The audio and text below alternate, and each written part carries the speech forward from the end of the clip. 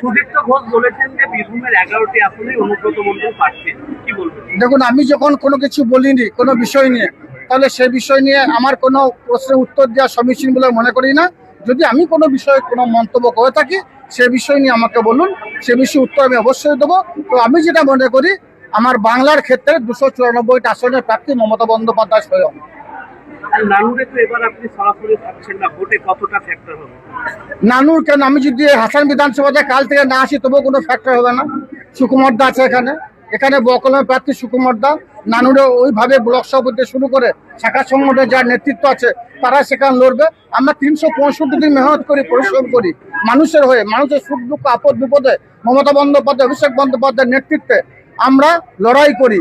স্বভাবতই কে থাকলো কে গেল এটা কোনো ম্যাটার নয় আমাদের কাছে। মমতা বন্দ্যোপাধ্যায় যাকে যেখানে দাঁড় করিয়েছে সে সেখানে ব্যাপক ভোটে ব্যবধানে জয়যুক্ত হবে। মায়েরা আপনাকে পেয়ে কেঁদে ফেলছে, কি বলবেন? অনেক জায়গায় মায়েরা আপনাকে পেয়ে কেঁদে ফেলছে, হবে কি বলবেন? এটা আমার সব থেকে বড় পাওনা। কারণ আপনারা জানেন, আমার মা গর্ভধারিণী মা, যার বয়স 90 ছুঁই ছুঁই,